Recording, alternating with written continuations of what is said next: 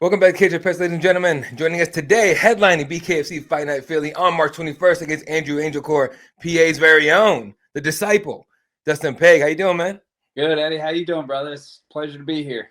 Hey, man, appreciate you, giving us the time today. So, we'll get into this fight in Philly here. You got just under 20 days actually now, so it's actually pretty close. But first, most people in MMA will at least recognize you from The Ultimate Fighter season 14. You dealt with a lot of bad dudes on that show: T.J. Dillashaw, Jacob Randall, Bermudez. Just to name a few. Now, over 10 years removed from the actual season, like when you look back at that, like what comes to mind? Oh, dude, that was a great time in my life, man. It was almost surreal. I was a huge fan of The Ultimate Fighter. I was 16 years old or 17 years old when I saw my first UFC DVD. And I remember saying to myself after seeing that, I'm like, I want to fight for the UFC one day. And then, I started watching The Ultimate Fighter. I mean, I was like, man, wouldn't that be cool to be on that show? And then it happened. And then I was there and I'm like, geez, like I did it, It was super surreal. I miss those days. Very thankful and fortunate that I was one of the guys to be a part of that. So yeah. It's great. You were involved in some tough scraps, just in your MMA career as a whole, right? That Eves, the Jagoin fight, that one's still kind of like, because I remember that fight. I remember that kind of bothered me because that first round you went, sub attempt after sub attempt and all that, and then they didn't give you as much credit for that as I thought you should have gotten. You had the Dillashaw fight on the show and all that. In your MMA career, whether it was UFC, Victorian, WEC, all these promotions you fought for, like which fight sticks out the most in your mind? Yeah, I would have to say the TJ Dillashaw fight. One, because I went the distance with him, so it's kind of cool to see how many big, tough dudes that he's finished in his career, and it's also great to see where, he went on and to win the belt. So that's that looks good on me. And you always want to the opponents that whoop your ass. You always want to do well. It makes you look a little better. But yeah, I could just remember that fight and I could feel the talent difference between the two of us. Like he was a stud back then, and I knew right away, like after fighting him, I'm like, this kid's gonna be legit. So that was a fun fight, a fun memory, and definitely a fight I'd love to run back. But times are different. I don't think that would ever be a possibility. But yeah, it was an honor to fight someone as good as TJ. And the cool part is it's on tape, so it's not like you can always look back and see it. So. Yeah, I'll prove to my kids, like, I fought that guy. Watch, I'll show you. There you go. All right, so then you want MMA, you go to bare knuckle. What about bare knuckle attracted you to it? Oh, dude, man. The moment I saw that, I actually saw it from Johnny Bedford, another guy on my season, The Ultimate Fighter. He posted it on Facebook. I had no idea that bare knuckle would be a thing and that'd be, a legal sanctioned promotion. But he posted it on Facebook in 2018, I believe it was. So I was like, I messaged him right away. I was like, bro, am I reading this right? Is this bare knuckle boxing? He said, yeah, bro, you should do it. Like, I could see you in this. And I mean, I've always been a stand-up fighter. Like, that's my passion. Like, I've won more fights by submission, but it's typically because I knocked the guy down or something. But if I had a choice in a fight, it'd always be to stand and bang with somebody. So when I saw that, and plus the added factor of it being bare knuckle, which makes it even more badass, I'm like, I want in. So the moment I saw bare knuckle, I messaged Nate Shook because I found out he was the matchmaker, and we worked it out. And shortly after that, I signed a contract, and I'm hooked, man. If this was around back when I started MMA, I might have jumped on this train and rode it the whole way. Yeah, and on that point alone, the popularity of BKFC is exploding now. It's honestly, it's refreshing to see, right? We need more, forms of entertainment, combat sports wise, especially.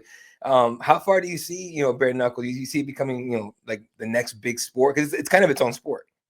Yeah, absolutely. And I mean, if you look at boxing, like boxing has made so much money. It was probably one of the biggest combat sports before MMA came about, and I just feel like it took a little bit from both. Like boxing, you still get, everyone loves seeing two guys just throwing fists at each other, so that's the entertaining factor. And then you take gloves off people, and it's bare knuckle, and there's blood and cuts. I think it just has the best of both worlds from boxing and MMA, and just made something so entertaining. I mean, I still love MMA, and I love watching the UFC fights, but it just doesn't have that that factor to it, that, you know, that excitement. Even like low level BKFC guys that you can tell aren't as talented, and it's still an exciting thing to watch because, you know, who doesn't love watching essentially a street fight? Just like you said, it's essentially, it's honestly just two people in there, no gloves, you know, you guys enough rules to keep everyone alive, and then you just go. So 100%, I'm totally with you on the entertainment factor for sure. Yeah, man.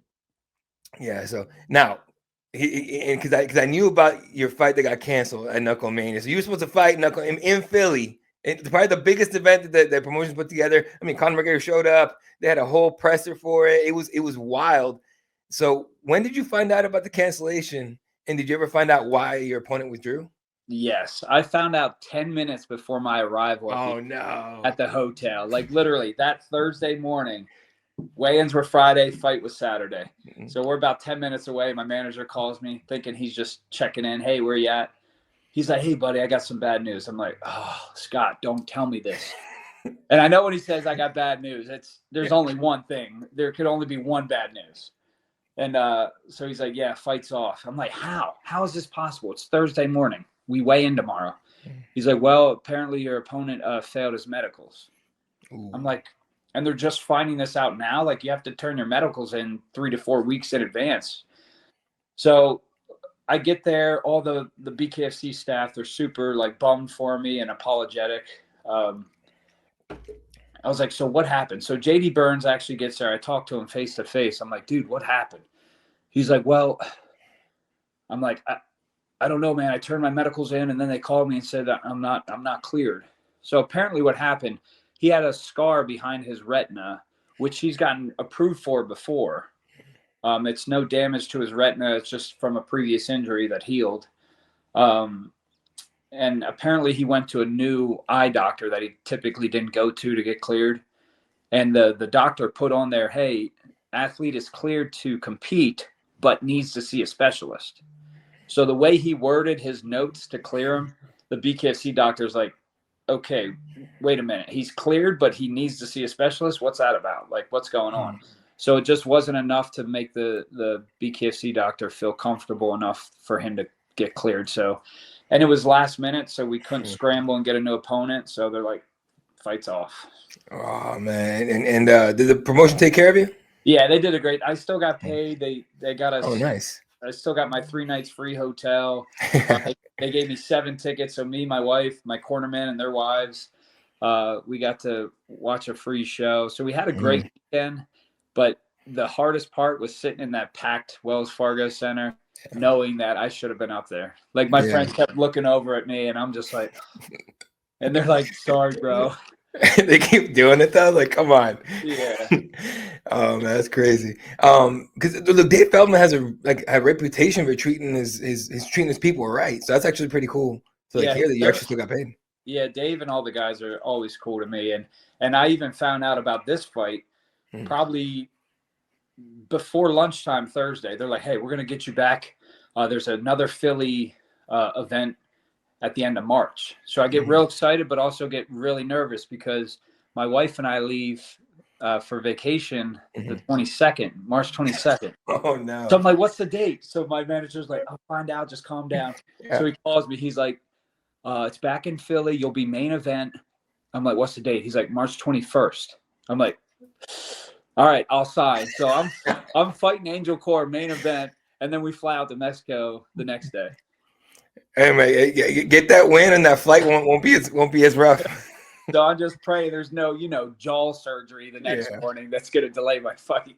That would be a wild night. Let's get into it. BKFC Fight Night Philly, March 21st, 2300 Arena against Angelcor. So when they called you and said, hey man, we got you, or you said before lunch, right? So on Thursday, so they told you, hey, you got to fight. Did they tell you it was main event? Did they tell you who it was, or did you have to find out later? I didn't know the opponent yet, but they're like, yeah, we're going to make you main event March 21st. So be at 2300 Arena. I was like, cool. Not as awesome as the Wells Fargo, but main event. That's great. I'll sign whoever you got. There you go. Shortly after, they told me Andrew Angelcor. I was like, beautiful. Great opponent. Tough opponent. That's going to be a banger. Let's do it. Big time banger. I mean, he's got 2 wins in a row. One was against a debuting fighter, and he finished him in the first pretty rough, and then right into a war, no pun intended, with Ruben War. and which you took by split. So he's a very game fighter. Honestly, watching your fight style and his, I'm excited to watch it myself. Yeah, we're gonna have that small ring, I believe. So we're just gonna be thrown in there and root our feet and put on a war. So it's definitely gonna be an entertaining fight. It's definitely main event quality. So I'm looking forward to putting on the show. You got a lot of friends and family coming out? Yeah, I mean, I feel bad like pulling out. I have a bunch of family. They're like, hey, we just spent a bunch of money, for February to come down there. So probably not as much. Plus, with this small venue, the tickets are more expensive. So probably not as big of a crowd as I had with me in February. But, anybody who can make it, my fans they're loyal. My family's loyal. So they're going to get there. Yeah.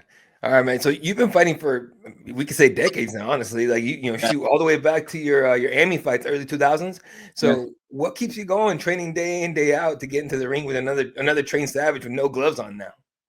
It's funny, man. I think the bare knuckle kind of revitalized that itch, and just it's a whole new thing. And the moment I saw it, I just got that hunger again, which I was lacking towards the end of my MMA career. So I always had the itch to compete. Like I just can't get rid of that. I'm 37 now. I'm getting up there. My body's telling me like, hey, how long are we gonna do this? But I can't give it up. And I have such a great support team. My wife and I, we've been together since my second amateur fight. So she's been along for the whole ride, and she continues to say, hey, if it's in your heart to chase it, like keep going. And yeah, the BKFC just lit a new match, and I'm like, I'm on fire for this stuff. So I'm going to do it as long as this whole body allows me to. There you go. I mean, get in as many as you can now. 37. I'm 39, so I know that the wake up in the morning, everything hurts people without doing anything, and you're doing stuff all the time. So I'm sure it's a little rougher for you. So there you go. So speaking of your wife, man, like you can tell just from the way you speak about her that she is a massive part of not just your career, but like everything for you. What is she? Is she just an inspiration for you, or she just like pushed you? Or is she just everything? Oh, dude, she's everything. She's my best friend, my true best friend. And she has always anything that I desired. Like, I mean, even the Ultimate Fighter. Like, just let me show you how amazing of a wife she is and supporter. So when I got the call that I made it to the next step of the Ultimate Fighter, and as you know, they fly all these guys out. If you lose that first fight to get into the house, you fly right back. So at that time, I had a good job. I was in school, and I was getting married 6 days before I left. So I quit my job, withdrew from school, and canceled our honeymoon, all for the chances of losing that fight and coming right home to no job, no school, and no honeymoon. Jeez. And my wife, without a second doubt, she said, this is your dream, do it. We can go on a honeymoon anytime. You can get another job. You can enroll back into school. Like, this is what you want, do it. And to have a wife and fiance at the time, she wasn't quite my wife when I had to make the choice, but to have somebody back you like that and to always back me is just incredible. And we've been through so much of literally half of our life together, or half of our life on this earth has been together. So she's my best friend, and she's always there for me. I'm very grateful. Yeah, man, you're a lucky man. That's good. That's always good to have, especially in a very such a lonely sport as fighting. So it's awesome. Absolutely. Yeah, there you go. All right, let's get some quick hitters here, and then we'll get you on your way. Number one, favorite combat sports athlete. Ooh, that's a good. I gotta go with my guy Mike Tyson, man. I've been a huge fan of him even before the UFC days. Like I love that guy's a savage, man. He would go in there just stone cold, mean, and just run through people. I've always been a huge Mike Tyson fan. So definitely Mike Tyson. He's so iconic. He had people thinking he could have at 60 years old. They were like, hey, he can go in there and knock out Jake. I'm like, Dude, guys, 60. I had all the faith in the world in him too. I was like, yeah, you can do it, Mike. Yeah, I was hoping. I think we were all hoping at that point. Yeah. So yeah. All right. Now, favorite non-combat sports athlete. I don't even know if he was super relevant as an athlete, but Tim Tebow. as a Christian, I love what he did. I love what he's doing now, even being on the platform that he was and where he is now. He's just always giving back and trying to spread the word and just help people out, people that are lost and hurting. Like, he's just got a good soul, good man. So I would go with Tim Tebow. And also a guy who held on to everything he believed in, no matter what anyone told him. That dude was his blinders on, knew where he wanted to go. So that's yeah, absolutely. And that's rare to find in this world, man, especially with at that level when money and fame can get to people's head. Like, that's an awesome dude. Yeah, super rare, 100%. All right, on a day off, there's no work, there's no training, there's nothing. Where would people find Dustin? I'm hitting the links with the boys on a beautiful sunny day. Nothing better. And even my wife. I got my wife into golfing now. She never wanted to do it, but I got her hooked the one time she went. She's like, all right, I see why you like this. There you go. Yeah. All right. And on March 21st, man, what can people expect from Dustin Pague against Andrew Angelcor? I can never guarantee a victory because, you know, the fight game, everybody's got a chin. But I can guarantee it's going to be an exciting fight. I don't know how long it's going to go, but whether it's 1 round or 5 rounds, it's going to be a banger, and people are going to be like, wow, that's fight of the night right there. Hey, tune in for the fight tonight, ladies and gentlemen. This is the disciple, Dustin Pague. Do not miss his main event bout at BKFC Philly. It's going to be amazing. March 21st. Head to BKFC.com for tickets. Also watching live on the same website on Fight Night. Dustin, thank you for your time. Best of luck, and all the best to you and the family. Eddie, you're the man, brother. Thanks for having me. It was a pleasure. Likewise.